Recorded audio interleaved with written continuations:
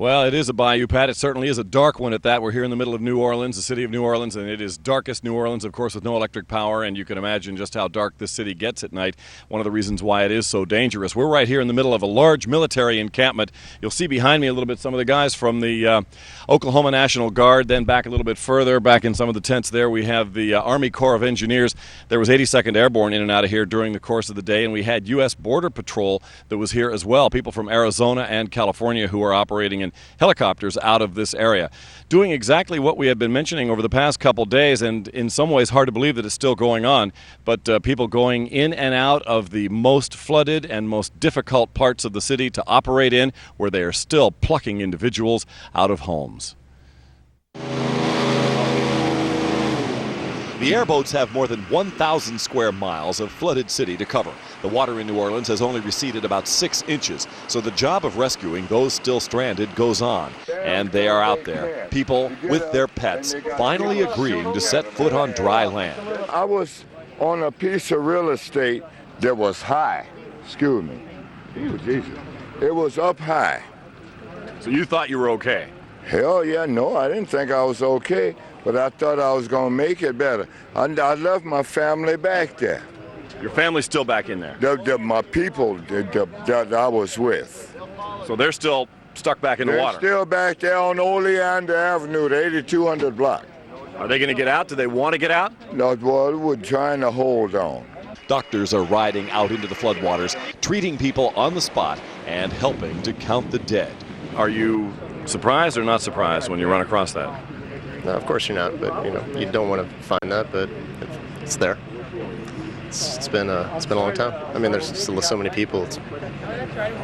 You expect to find it. And you're finding people that are in reasonably good condition, or is this pretty rough? No, some families actually are really well stocked with food and water.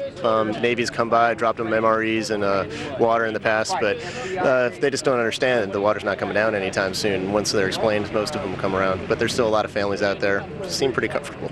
2 bodies were located today next to a fraternity house near the Tulane University campus. They were elderly people, not students. And they were not the only bodies that were seen today.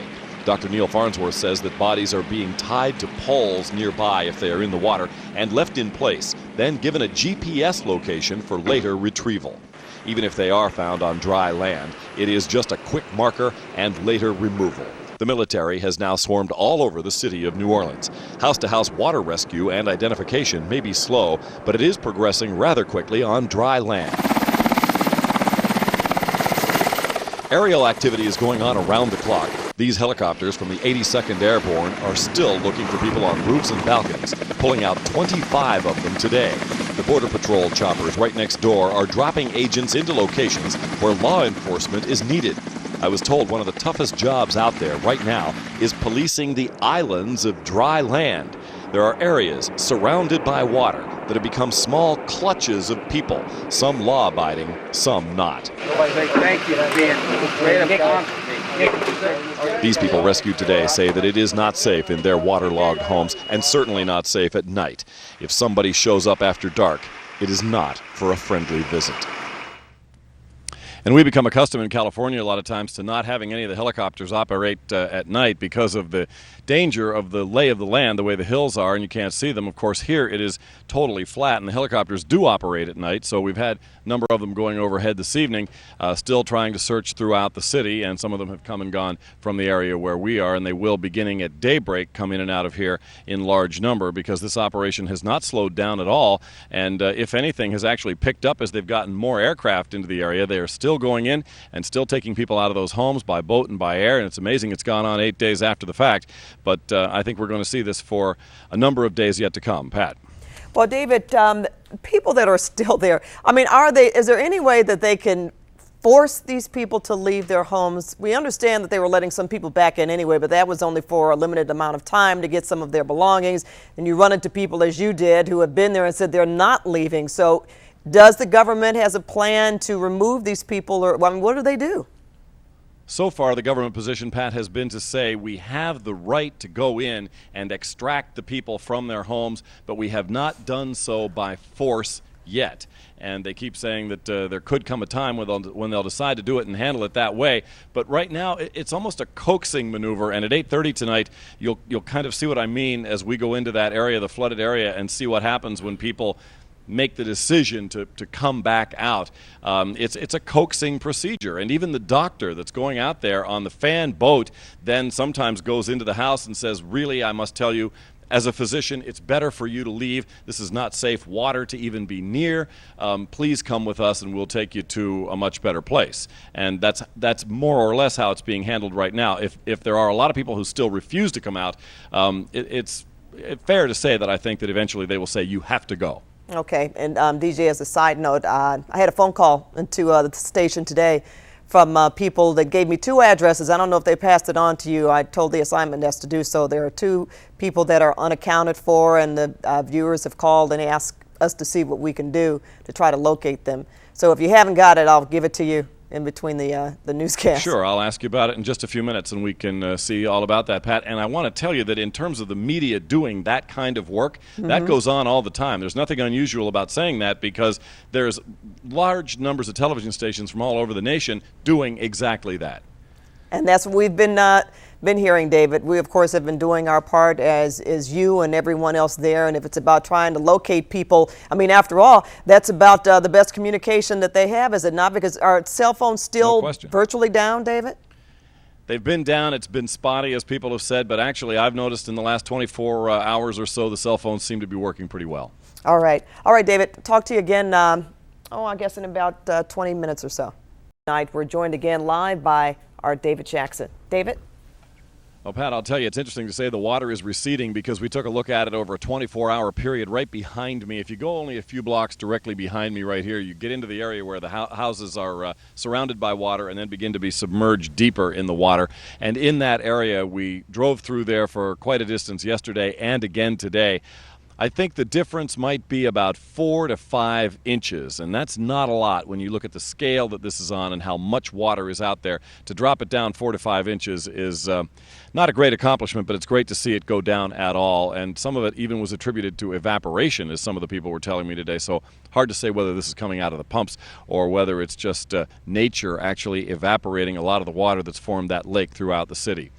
One of the things we got a chance to do was to cruise in through that water and get a real good look at a lot of the individuals who stayed in there and talk to some people about why they decided to stay in their homes and how it is a very, very difficult decision for them to decide to come back out. We have an example of one man's ordeal right now. It is an area directly north of downtown New Orleans. The city fans out into huge neighborhoods called wards that continue to have an otherworldly feel 8 days after this gigantic storm. This is impossibly bad. There's no way I could begin to describe or believe that this would ever happen to this extent. That's getting deeper as we go down there, so I can't do that. I can turn around here and go back the way we came. Look how deep it is over here. They're up to the hood in that car. This is as far as you can go. People still wander the streets. Dogs have been left behind. And for one man, Kevin Williams, one dog that was left behind turned out to be a lifesaver. Because as the waters rose, Williams went outside and started to drown. When the water got over my head, and that dog came and grabbed me. The dog came and grabbed you, literally saved your life. Grabbed me. I was drinking water, and that dog, I don't even know the dog's name. The dog came and grabbed me. Pulled you out of the water? Grabbed me, pulled me to lower ground. The unknown black Labrador retriever pulled Williams to the curb. He went back to his home, only to find out that his entire family had already left. He has never heard from them since, and is now beginning the long chore of trying to find them. They left. They're gone. Now, you don't know where they went there. Are they with other relatives? They're out of town. They're safe, as far as you know, right? As far as I know, they're safe. But I have no place to go. I don't know where my relatives are or nothing. So you have no place to go? No. You're just going to stay here in your house, even though you're surrounded by water, and not real good-looking water at that? What am I going to do? If I knew where my wife was, and I'd go to her, I don't know where she's at. Hopefully, if she see this, should contact me some kind of way and come and get me. Kevin Williams wanted to stay home in New Orleans, but decided that we could take him out of the flood to the New Orleans Convention Center, to waiting military helicopters, to try to get him to civilization, to find his family. Well, needless to say, Kevin Williams had a very difficult set of circumstances there. We do not know if he ever managed to connect with the family, although he had a good chance of it by the time he got out into an area where he could use telephones, and we're certainly hopeful that he will, or that he did. He said he never owned a dog in his life and did not know whose dog that was, but certainly has a different view of dogs at this point, and was just absolutely amazed that that dog would swim over to him and try and pull him out of that water.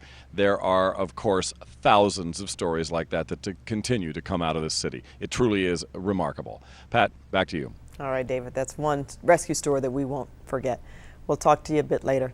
David Jackson reporting live from New Orleans. You're watching KCAL 9 News at 10. Good evening. We have a special edition of KCAL 9 News at 10. I'm Pat Harvey here in Los Angeles. David? And I'm David Jackson here in New Orleans, Pat, and it has now reached the point of forced evacuations in this city. The mayor ordering that just a matter of a few moments ago. We'll show you how difficult that process is likely to be when we continue our news from New Orleans during the course of this hour. Pat? All right, thanks for that, DJ. We'll get back to you in just a second. The mayor of New Orleans orders everyone out of the city, as David just mentioned, and tonight he has instructed law enforcement and the U.S. military to forcefully remove anyone who refuses to leave, as the city prepares to forcibly remove anyone still there. David, when we last talked, we talked about the idea. I think I asked you if they were going to forcibly remove these people, and shortly after that, the order came down, and I also noticed that you are in a different location.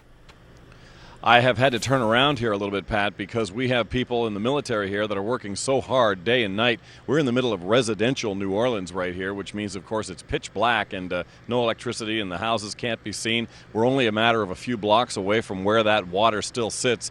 And if they're saying it's gone from 80% to 60% of the city, I suppose that's possible. But in our own close look at the water itself, the level's only gone down about 4 or 5 inches. That's not a big change when you're looking at the city streets. So, you know, maybe they're pumping some out, but it is definitely going to take a little bit of time to finally get it out.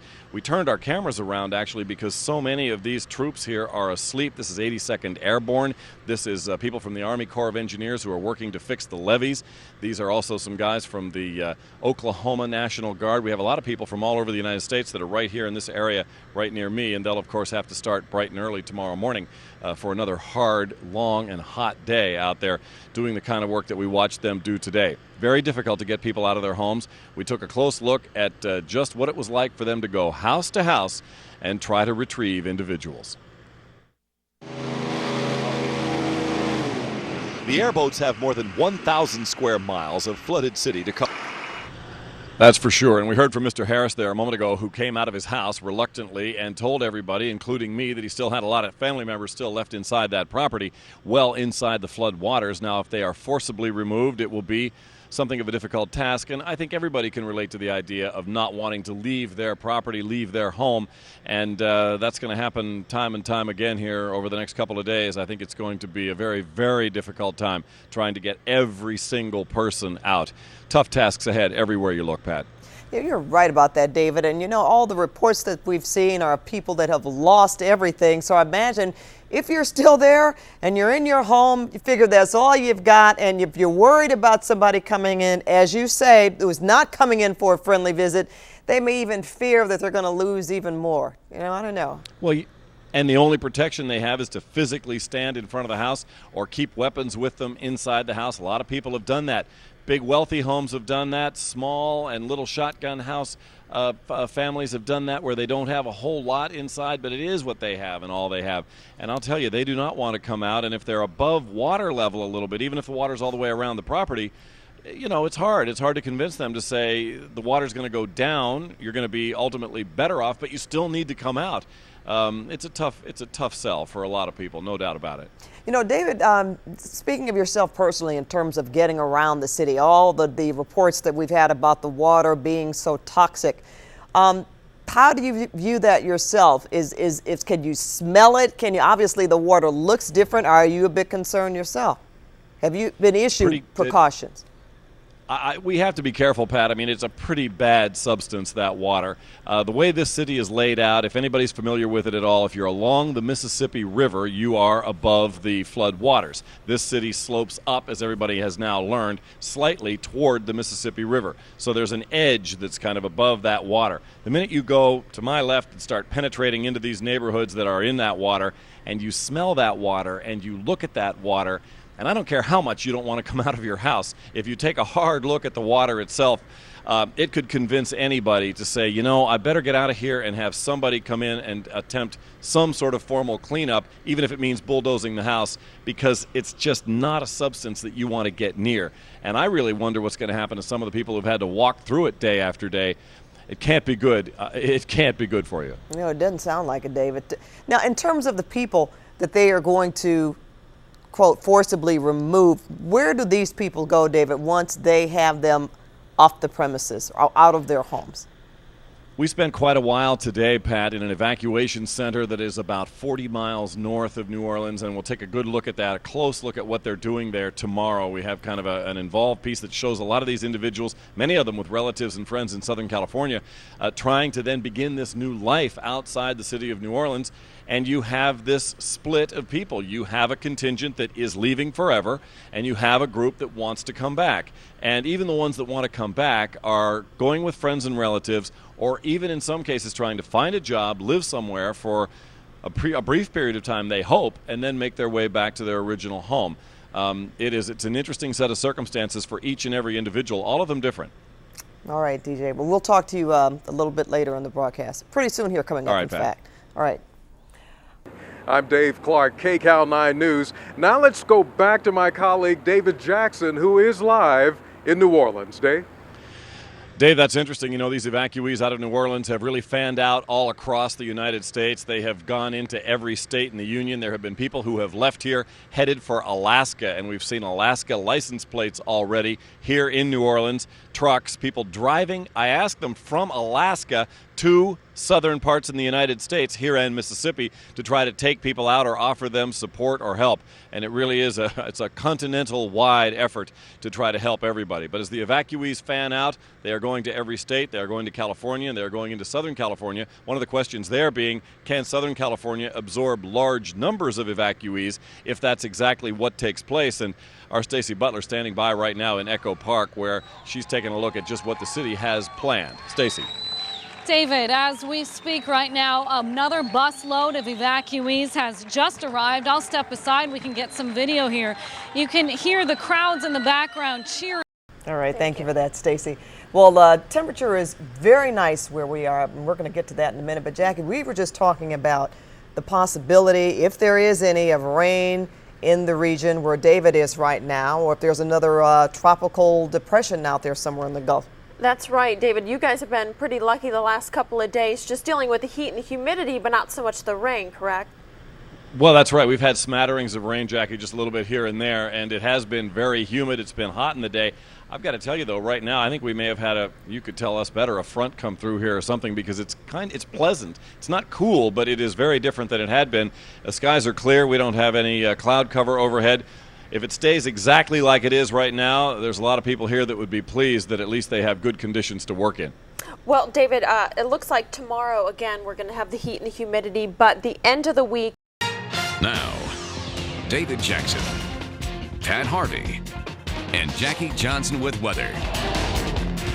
You're watching KCAL 9 News at 10. And, of course, Gilligan's Island program that both David Jackson and I remember well, and we're going to go one more time to David. Oh, I don't need to turn, do I, David? I just wanted to give you a last thought tonight before we say goodbye to you and see you back here tomorrow.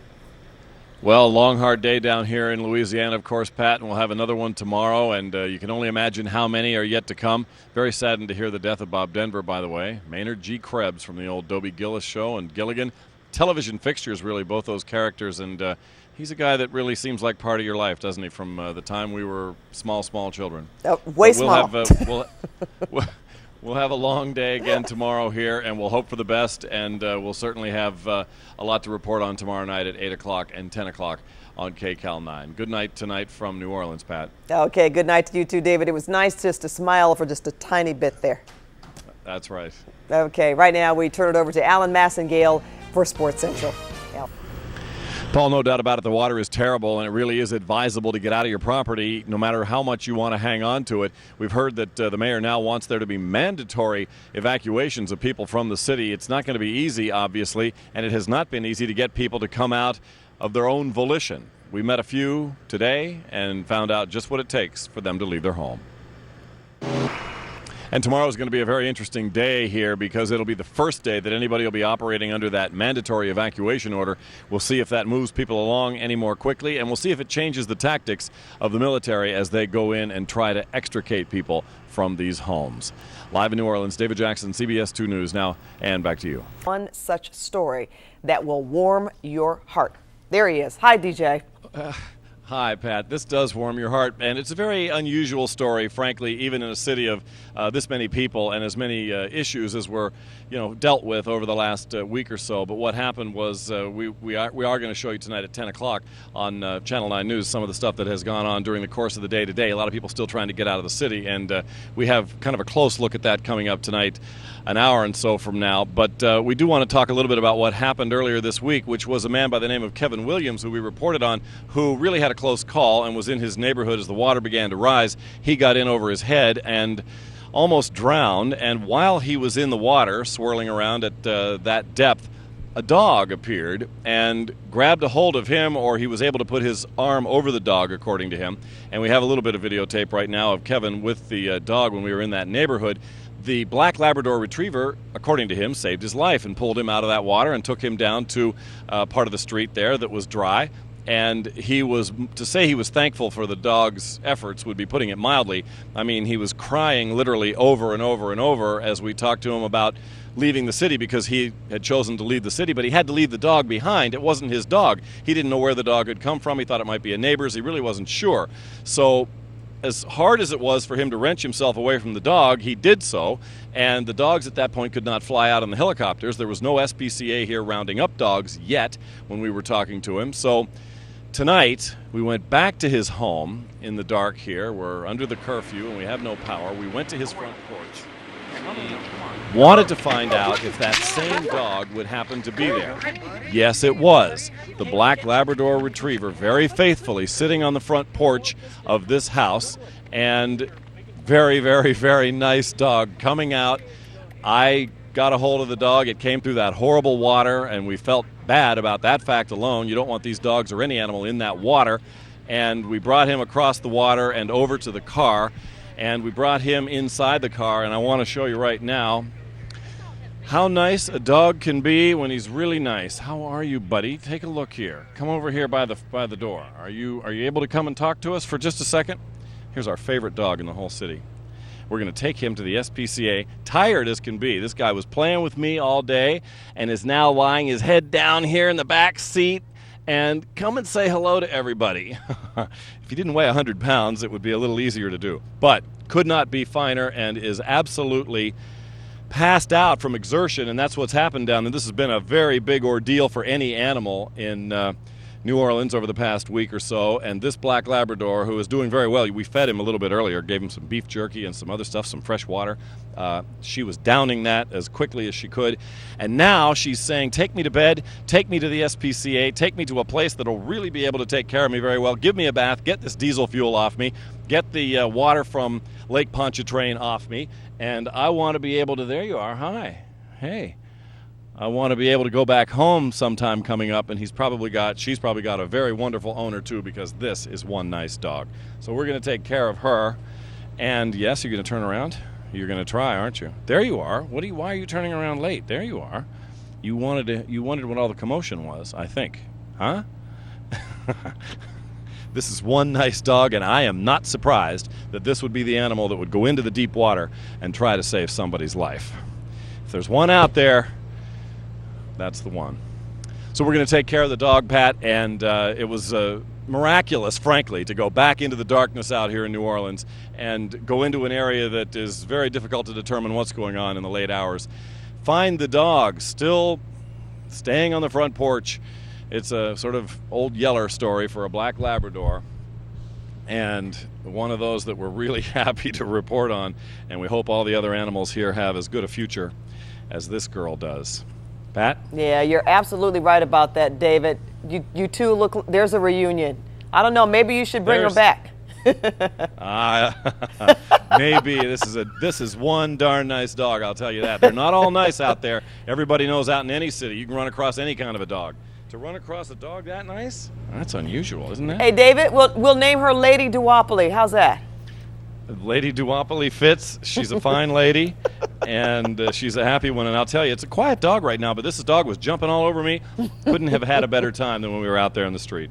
Well, David, thanks for that. And again, we're going to talk some more at 10 o'clock. We know there are so many animals in New Orleans, but we're happy to say, and as you mentioned, the SPCA is there, and they've been there for a couple of days now, and they plan to round up all of the animals that had to be left behind from everything that we've heard. Well, that was the problem when we went down there. Actually, I thought the SPCA would have already picked you up, and the organization had made several runs down through that neighborhood, and the New York Police Department is monitoring that neighborhood, NYPD. And I talked to a couple of them, and they said, hey, the SPCA's been through here a couple times, may have gotten a hold of the dog you're looking for, but when we went to the porch, she was hiding behind a box, lying down, almost asleep, and so we got her to come out. Okay, she seems really attached to you, David. Apparently so, Pat. Well, she knows you're a nice guy. That's it. So anyway, David, thanks for that. It's, again, very heartwarming, and we'll talk to you again real soon here, okay? All right. It's my co-anchor, David Jackson, and we'll be talking with him more. And now for over a week, we've watched a city drowning before our very eyes. I'm Pat Harvey here in Los Angeles. David. And I'm David Jackson. David Jackson live in New Orleans tonight, Pat, where the evacuations, as you mentioned a moment ago, are continuing, and we've had some very fortunate rescues as well. We have a lot to show you tonight over the course of the next hour. Pat. All right, David. David?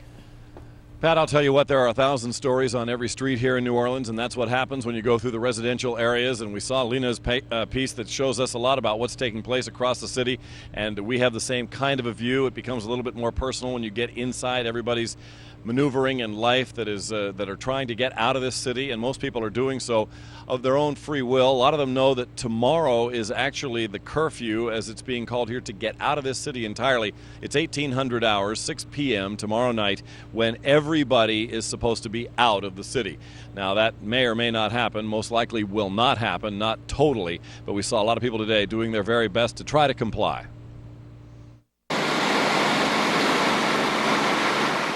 The bayou has come right into the city, and it has brought with it death and destruction. This is the 9th day after the hurricane, and critical evacuations are taking place all over the city of New Orleans. There are still military drops into flooded zones to pull people out of stranded locations, many of them medical emergencies. I'm afraid I'm going to die. I mean, I'm 58 years old, and I don't want to die. Negroponte suffered injuries from being beaten and then robbed. I went to charity. They told me nothing was broke. Take some Tylenol, extra Tylenol. But then something is messed up in my side. Yeah, I don't know if it's my kidneys or what. I've lost all bladder control, and I'm swollen up like a balloon. Every movement in New Orleans is now painfully slow. The door-to-door removal of the population can take all day long just to deal with one city block. I needed my medicine, so I rode my bicycle from Metairie, in Jefferson Parish, and when I got up to here, I dodged them as much as I could. And I got stopped right by my house, and they offered to take me, so they're great. People are not fighting the order to evacuate, but they're in no particular hurry either. Right, ready to go. But did you just want to wait till the last minute or what? Right. Wait till they throw me out. Others are clearing out their property, but well aware that every life here will be judged in terms of before and after the storm. How do you feel about leaving your property behind to whatever happens? Very uncomfortable. Extremely uncomfortable. It's a life. It's a whole life. Do you have some confidence that when you return, that life will still be there? I don't think it's going to be the same life that I recognize. It'll be something. We did have some looters that knocked in a panel in the door, got in, and we were very lucky. They must have been just looking for jewelry or money or something, that maybe a little water, and they left without disturbing anything. And but we were able to board it up and get our stuff, and we're heading out of town today. Another couple was traveling with their 2 dogs, and they asked us for a ride out of town. They tell you one thing and they do a different thing. They tell you that when you get there, your dogs will go here and you're going to go there and your dogs will be confiscated and they're going to be in good hands and you get your dog back, but you don't. You don't. They fail to tell you that you don't get them back. We drove them to the parish line. Their dogs will get to stay with their owners. And as we had that report on just now, and when we were speaking a little bit earlier, we had quite a contingent of fire trucks and police cruisers come by here, sirens wailing, headed down toward the French Quarter and maybe perhaps below that in the city. So we don't know exactly what might be taking place over there at this very moment, but we continue to have a lot of difficulties here in the city, and we still have no power, everything pitch black, just a few generators that are keeping a lot of the lights on. Long hill to climb here, as you've seen by both the Lena Wynn report and also that one, Pat, that shows you just what remains to be done. It truly, it's still staggering. I mean, we're getting used to it, but it's still staggering to be here and really still see the scale that this is on. You know, David, I'm just wondering, too, as they are making this mandatory evacuation, are you yourself on some kind of timetable? I'm talking about the journalists, people that are covering this story, some of the operators. Go ahead. That's an interesting point, because we're going to take a look at that tomorrow and show you some people who are maybe technically falling outside that order, people who are not going to leave or claim they're not going to leave. Now, it won't affect the media, at least not as we've been told thus far. I doubt that it will, but it will affect every single person, whether they be a renter or an owner in the city. It's a lot of people to get out, and as we went through the streets today, there really are a lot of people that are still in their homes. And remember, a lot of homes here either did not suffer damage or are up on dry ground right now, and it's very difficult to get into those houses and determine who's there and who's not there. People literally hide inside their home and don't reveal that they're in the house, and they have to try to determine that the people have left the home. And boy, the door-to-door operation of trying to go through this, whether it's in the water or out, is really, really tough. Oh, I can just imagine that, David. We do have another good news story to share with our viewers, and that involves you. Action Jackson, Rescue Jackson, Jackson to the rescue. Look at that. That's your new best friend. Oh, the dog. That's right.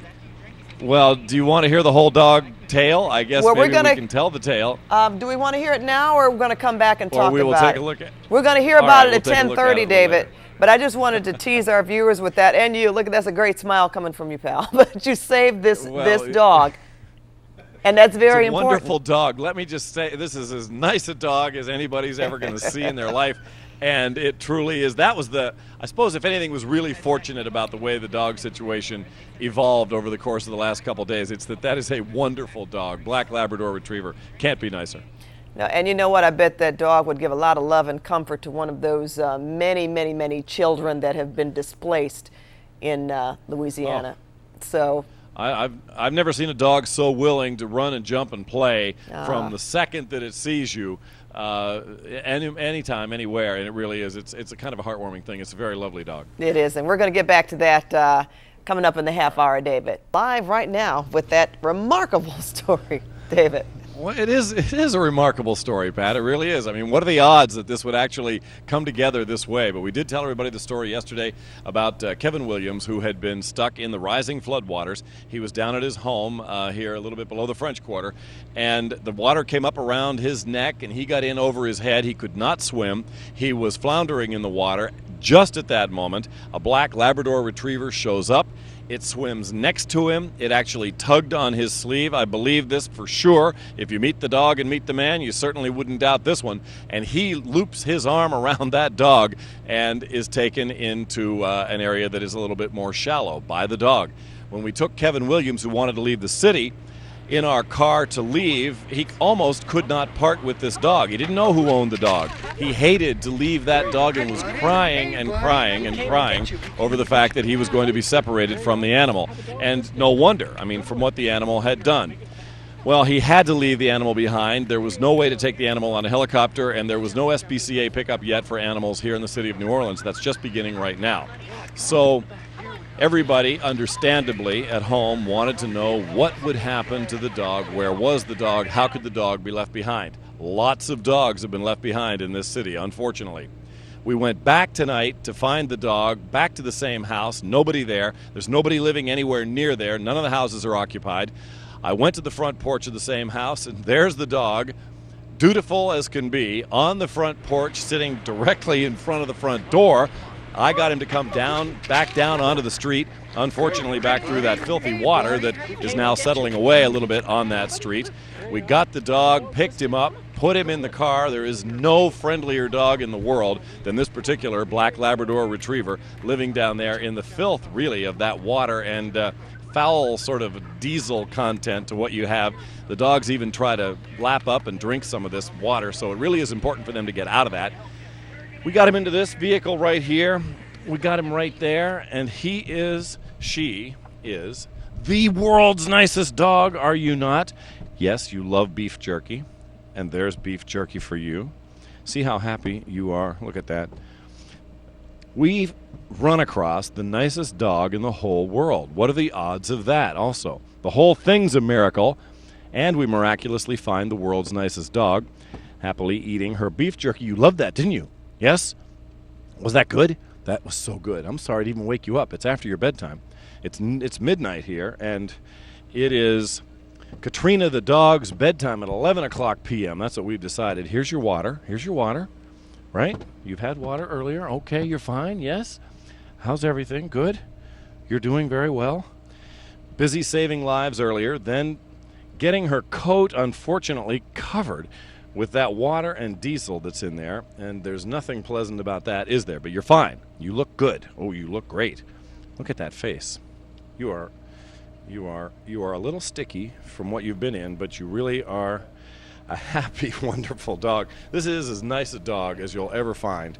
Plays, jumps, wants me to throw sticks out into the water, which I won't do, so you won't have to go back in it. She wants you to fetch, huh, David? Wants to play, wants to, retrievers. I mean, they want. That's right. They like it. They love the water and they want that stick. Hey, you know what, David? Like you said, that is a really good. Katrina is a beautiful looking dog.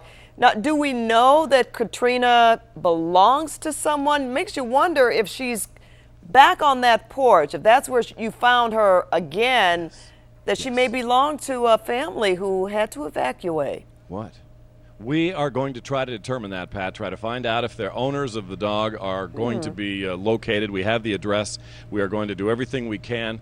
Our crack team out here has decided that if that cannot be done, and there is a chance that that cannot be done, there's a chance, we're going to try, then Jeff Males, who runs the satellite truck, world's best satellite truck operator, has decided Katrina is going to go to his home in California and live with him and his family and his other golden retriever. Yes, are you maybe going to do that, right? Right? Well, that certainly would be a good home. The Jeff Males family is one of the nicest families on earth, that's for sure. That's for sure. Yes, they are. We will make a good, strong effort here to see if we can find this owner, and we'll go back to that house. There are ways to do that. The question is a difficult one to answer, though, Pat, because of the way everybody fled the city and the fact that all these animals, not just this dog, but all these animals got left behind like that. It's been very tough, and there have been a lot of people showing up trying to adopt, or calling, I'm saying, trying to adopt, and I'm sure most of them will find good homes, and Katrina will, too. Oh, we're absolutely sure of that, David. Well, David, thanks a lot. This is a memorable story. I don't know if Katrina wants to leave you now. I don't know. You might have a little problem there because she seems very attached to you, David. You know what's wonderful about it, Pat, I have to say? Katrina loves everybody and is a wonderful pet because no matter who is standing there or playing with her, she's great. All the time, and we're really happy. But it's a miracle to go back into the pitch black, no electricity, no nothing, to find this dog sitting there the way that it was right next to the front door. I mean, it moved me, and it really did. I mean, there's nobody that wouldn't be touched by the fact that you go back there and there's the dog sitting right where you left her. Oh, she's the best friend. She's the best friend. I mean, she saved a man's life, so my goodness. Yes. That's a movie script. That's a movie script. It sure is. Okay. Yes, it is. Starring you, David. All right. Okay, more David. Later. We'll talk again here in a few minutes. All right, Pat. All right. That was our David Jackson reporting live from New Orleans with Katrina. DJ? Well, 10 o'clock. That's right, Pat. And here in New Orleans, we are about to wrap things up now. At 1 o'clock in the morning here in New Orleans, by the way. We're just 17 hours from having this city forcibly evacuated. That is the word. 6 o'clock coming up later tonight. So we'll be following that story throughout the course of the day. We'll have a lot more coming up on KCAL 9 News. Pat? All right, that's really serious there, David. All right. Thanks once again, David. We'll check back in with you tomorrow. My colleague David Jackson is on the ground in South Texas. He's live tonight in Liberty, just south of Houston. David, what's it like where you are? Well, we're getting tremendous gusts of wind right now, Pat. We're just on the western edge of the real brunt, the real force of this storm, although we have had just some really powerful gusts of wind in the last little while, and we've had heavy rain. I'm standing just under the overhang here of a school that is in the town of Liberty, Texas, and we are not terribly far to the west of Beaumont, Texas, and that is a town that's going to be hit very hard by this storm, and in fact is being hit very hard by this storm right now. There is a stretch of Texas and Louisiana right on the border that is probably going to have the toughest time with this particular hurricane. We went down through there just a few hours ago, and even at that time, you could tell this was going to be a very powerful storm. The truly powerful winds of Hurricane Rita began moving ashore south of Port Arthur, Texas. Sabine Pass is on the Gulf right at the Texas-Louisiana border, quite a bit further east than the storm's expected landfall. The Category 3 storm has not followed its expected pattern. Even professional storm chasers have had a tough time tracking this storm down, but they determined the eye would be focused about 75 miles east of Galveston. I know you've seen this kind of thing before. Reporters come out into these storms and get into the worst possible location, and yes, that's what this is. One of the reasons we're doing this is because the storm is still 165 miles away, the eye of the storm. We're a long way from the eye. Over the next 6, 7, 8, 10 hours, this is supposed to get much worse. As you saw the storm chasers a moment ago, they want to put themselves in the most dangerous and serious location when this storm comes ashore. Well, this is probably it. Earlier in the afternoon, those storm chasers from the Center for Severe Weather Research in Boulder, Colorado, had to chase fuel along with the storm, something they've never had to do before. But this huge evacuation has left gas stations evacuated as well. Fuel is probably our biggest problem. Not getting food and water is annoying, but we have enough of that to survive, even though it's going to be pretty annoying eating crackers for a couple days. We also have the possibility that we get kind of marooned in one of these sites if they're pretty far forward, so we have to expect we might be there for up to a day. And we actually pack food for several days. But fuel is a big problem. We're actually in a mode now where we're conserving fuel and we're just sending out single vehicles to do the site surveying because we need to be able to get out of the storm after it's done, too. As soon as the storm's over, we try to get as far away from the coast as we can just because the recovery efforts, and it's a mess right after the storm. Their Doppler radar is now positioned on the Sabine River, where they will work all night long right through the storm. Their advice to us is to stay away from the low-lying ground because they expect a huge storm surge. Wind and rain can be handled. Deep floods cannot. And you saw where I was standing there not very long ago, that 165 miles offshore at that point, the eye of the storm. Right now it's only 10 to 15 miles away from that point, and that area, of course, is going to be taking a tremendous pounding, even when we were driving out of there some hours after that was done. Boy, I'll tell you, I mean, the trees were holding up, the power lines were not. We were beginning to see them start to fall, and the power transformers were arcing all over the place, and that area was quickly losing all its power, and just in the last hour and a half right here. And again, we're a good distance to the west of where that storm's strongest punch is. We lost all our electricity and power here also. We're running off generators right now. So I think this part of the state is in for a long, dark period of time. A lot of heavy rain, and the storm moving onshore. They say it might stall and sit and rain even more than expected initially, and that could be bad news as well. Pat? All right, David, I was about to ask you that in terms of flooding where you are in Liberty, Texas. Not yet, apparently. And was that even forecast for that particular part of the state? It really wasn't, and then when they started saying that this would slow down and stall and maybe sit a little bit north of here, Pat, and continue to rain and rain, this area will not absorb too much rain. I mean, it will sit and it will flood pretty quickly. We're in very flat land here. This is just a few feet above sea level even here, and the areas all the way down to the Gulf of Mexico just can't take very much hard rain. Not the kind we're likely to see from a storm like this. They thought it might get 16 or 18 inches of rain in some areas, so everybody expecting flooding and, of course, the wind damage that comes along with it. We'll probably be going back down into that core area near the eye of the storm later tonight or early tomorrow, and I can only imagine. I mean, even at a Category 3 storm, this is going to be very serious for certainly for some people. All right, but the good news, David, is that most of the folks are gone.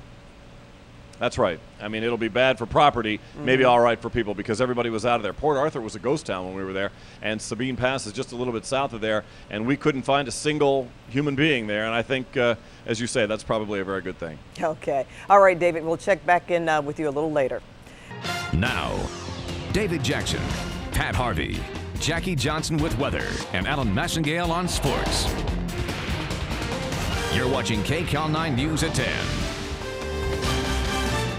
Well, that's right, Pat. We're live here in Liberty, Texas, not too far away from the actual eye of this hurricane as it comes ashore. A lot of water coming down, a lot of wind, certainly, and a lot of people that do really have a variety of difficulties here. We've told you that everybody's evacuated. It's not quite everybody that's out of the way, and we'll show you what some people are facing tonight. Reporting live from Liberty, Texas, just south of Houston. There he is. Hey, David. Well, Pat, we talked a moment ago about how property damage is going to be the most serious thing from this storm because most of the people certainly were evacuated and out of the way, and the roads have been empty, and it has been true that most everybody is gone. But there are a few people who have found themselves in the wrong place at the wrong time. You may say, where exactly is the wrong place? Well, the wrong place is any place where you happen to be looking for gasoline. There have been hundreds of roadside dramas in connection with Hurricane Rita, many of them centering on the issue of gasoline. People have literally been desperate to keep gas in their cars, and when they run out, the people have ended up like the Harris family of New Orleans. Tell them we're gonna call back. All 5 of the women in the family are now prepared to ride out this hurricane inside their car. Well, actually, we are preparing, but as I say, I'm keeping a positive mind. I believe in God. Someone's going to come or something's going to come. You know, I know he didn't bring me this far to leave me stranded, so I'm not worried. Angela Harris, her sister Onika, and their 3 children lost their home in New Orleans to Hurricane Katrina. They now plan to live in the state of Texas, but they are driving right into the storm to attend their mother's funeral. She also had been evacuated from New Orleans to the Port Arthur, Texas area, where she died at a shelter. But the family's trip has now ground to a halt, and the storm is closing in. I'm not going to start panicking or nothing just yet, you know, and keep praying and everything good. But we're going to be okay. Incredibly, their prayers were answered. A truck carrying extra gasoline offered some to the family, who broke down in tears over the generosity. It's just overwhelming. I'm just lost for words because I've never been through nothing like this. Felt lucky to survive the first one? Yes, sir. Now you have to struggle through number 2. Struggle through number 2. I struggled through number 1. I'm gonna struggle through number 2. He saw me through number 1. He gonna see me through number 2. Well, that family is better off tonight, but they are still not really out of the woods because they made their way on the little bit of gas that they were given into Port Arthur, where they were put in a shelter. And Port Arthur, of course, right now is bearing the brunt of this storm. I mean, that town is really being hammered, so they certainly are going to have to go through storm number 2, but what a tale for them. They went through Katrina. They were uprooted from their home. Their home was underwater. They moved to Texas. Then they have a relative die, have to go to the funeral and get caught in yet another hurricane. But it's the kind of thing people have had to face here because there has just been so much trouble over the past 3 to 4 weeks. Pat, back to you. Well, you talk about a test there, David, and she certainly seems to be testament that she can overcome some insurmountable odds and what would seem to be to a lot of people put in that same position. You know, I'm just wondering, and I don't know if you have this particular information, but I got to tell you, what's been striking or stands out to a lot of us here is watching all those people that were trying to get away from those flood-prone areas on the freeway, and I imagine most of them are probably still there because they just couldn't get out, couldn't get gasoline to go anywhere in the first place. Do you have any information about that, David? We saw a number of people who were stranded along the way, but I think over a period of about 24 hours, Pat, most of them did find a way to get away from the freeway or away from their car. Now, what you do see are a lot of abandoned vehicles all over the place, but the individuals inside the families seem to have been either taken someplace or had a friend or another motorist really come and take them to a shelter or someplace safe. That was the one family that we found that was actually so stuck by their situation that they were ready to ride out the hurricane in a really very, very dangerous location because they had no other way out and there's no other traffic. It was a miracle that the people who came by and did have some gas came by at all. It truly was a remarkable situation, Pat. All right, David. Well, thanks for that, and we'll see you a bit later, David. Gulf Coast to Southern California. Let's start first with KCAL 9's David Jackson, who is live in Port Arthur, Texas. David? Well, Dave, this storm gave a lot of people a scare, that's for sure. The rain finally ending several hours ago out here in East Texas and western Louisiana. Everybody very thankful for that because the flooding you see behind me is rainwater. A lot of the low-lying areas still holding a lot of that rainwater here. None of the levees were breached, so we don't have saltwater intrusion into anywhere, but we do have some rainwater sitting around. It's not been good for mosquitoes, and that's not good for people, and it has been not good for a lot of the homes and businesses here as well, which have found themselves underwater. But all in all, it really was dodging a bullet because this could have been a far worse scenario. Roads were impassable. Power is out to millions of customers. It is hot, raining, and there is no running water. Just the recipe for a stroke of good luck following Hurricane Rita. The East Texas Gulf Coast expected much worse. Katrina had leveled parts of Louisiana and Mississippi. Rita did no leveling, but the storm did leave its mark.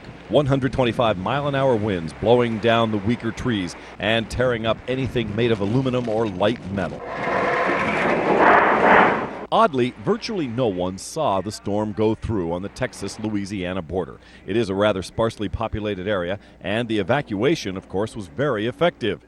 Today, the Sheriff's Department checked on individual homes. Sheriff's Department! You haven't found anybody at home, have you? Not yet.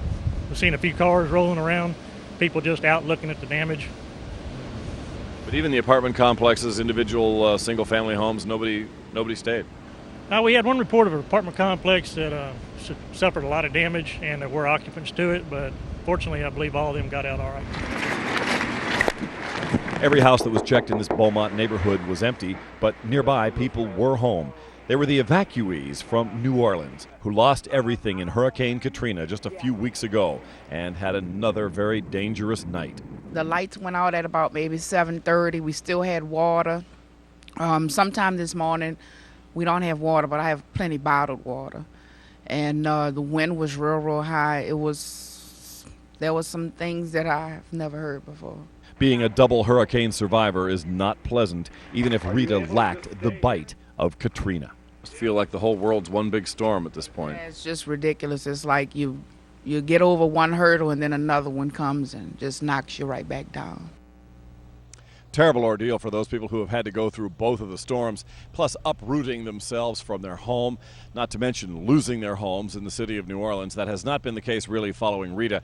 We don't think that any of the people who even had water inside their homes here in Port Arthur are going to lose those homes. It's not quite that dire a situation. These are homes that can be salvaged and lives that can be put back together. So again, as we mentioned at the top of the broadcast, very fortunate because this could have been a far, far worse situation considering how powerful that storm was at one time. Live in Port Arthur, David Jackson, Channel 9 News. Dave, back to you. Hey, David, we've been hearing a lot how that area has dodged a bullet in many, many ways, but I was also watching the interview you just did with the lady there. The weariness in her voice, even though, there wasn't as much damage as anticipated, I know they're weary. I mean, emotionally weary. Did you sense that from her as well? Oh, no doubt about it, Dave. That is exactly what they are. And, talking to her, she's not the only one. We've talked to a lot of people. Who are like that and in that same condition, people who had come out of New Orleans. Remember how many thousands and thousands did that? She had other family members then that evacuated from here in Port Arthur and Beaumont all the way up to Dallas, Texas. That included her mother. One of the reasons was weariness. Her mother couldn't stand going through another hurricane. She thought she could, and she endured that. Not easy. And a lot of the family members say, they don't even want to know about these anymore. They will go as far away from them as they can. And I really do think there's a lot of people who will not be ultimately coming back to permanent homes in this area simply because, as you put it, Dave, they're weary. David, we also haven't heard a whole lot, and I know it's early, of deaths, a lot of deaths. I know you were out there as they were checking homes. No one was here, no one was there. Have you heard many reports of any deaths related to Hurricane Rita? No, we talked about this a little earlier, Dave, in the evening, saying that the death toll standing at 0, and everybody's saying knock on wood standing at 0 because there hasn't been any evidence of any fatalities from this storm. It appears that it'll hold that way, and that was partly due to the fact that everybody got out, and partly due to the fact that, as was reported in that piece, it is rather sparsely populated here. You have some towns. Port Arthur's not very big. Beaumont's not very big. This did not go through any kind of an urban center. When you cross over into Louisiana right here, that storm really went through swamp and marsh. That's what's out there. Very tiny towns, and just fortunately no people in the way. And David, it's good to sometimes say that there were no deaths. That's good enough. David Jackson live in Port Arthur, Texas. Thanks a lot. All right, Dave. KCAL anchor David Jackson is live in Houston tonight for a first-hand account. David. Well, Pat, I'll tell you, it's very interesting how a development like this occurs really in the aftermath of a hurricane because, as you recall, last week when we first were here, prior to the storm itself actually, we were in Galveston expecting the storm to come ashore there, and then we found out, of course, that it would move a little bit further to the east, and a lot of people focused on the Port Arthur area, Beaumont area, which did get hit very hard, and it's actually taken a little while to get a real hand on the fact that it's that southwestern Louisiana coast that got hit the hardest by this storm. There are a lot of swampy areas in there. There are some small towns. There are some towns that are built up on stilts. And there are some people that are in some very, very bad conditions down in there, even this much after the storm coming through. It's taken the rescue crews a long time to get to them, and it's taken us a while to get there. Today, we took a look at all of it from the air. The southwestern Louisiana coast is the epicenter of Hurricane Rita's destruction. An offshore oil rig company took us up in the air in their helicopter to see the water that used to be land. These are the towns of Cameron and Holly Beach. There's no beach now. It is all underwater, and homes are either ravaged or submerged. Even residents here who do aid work, like those in the Louisiana National Guard, have been up in the air over these coastal marshes and are now in disbelief. I've been here for years and years, and we went on summer vacation. We would take a trip down to Holly Beach, which is just south of here, Lake Charles, and Holly Beach is no longer here. It's a community that's gone, so they're going to have to rebuild if they can. But you find that up and down the coast, as we've taken a number of aerial reconnaissance flights and everything, lots of people out of their homes, lots of people need help. Anyone here whose life is connected to the waters of the Gulf Coast is shocked by this sight. There are no roads in or out. Mike Duvall runs the region's biggest towboat company. He has lost 17 barges to the storm, washed away in the flood. He and his men watched it happen during the height of the storm. They weren't. Anybody said they wasn't scared? I mean, it was, you just wouldn't, I mean, you got experience to describe it, you know. When the eye of the storm come over us, the howling of the wind, busting the glasses out of the wheelhouses in the boats. I mean, everybody really very intense. One cable breaks, and then like 17 barges to the flats, you know. I mean, it's just the way it is, you know. So this is not an experience you want to have twice? No. He can no longer go home, and neither can his crewmen. Some of these boys, poor boys that work on these boats, their homes are destroyed. Mine, about 7 miles down the road, it's really messed up, you know. So, I mean, we all got the same problem. This land was wiped from the map. Even our helicopter pilot said he knew every tree out here from 30 years of flying, and now he's lost. All the landmarks are gone and may never come back.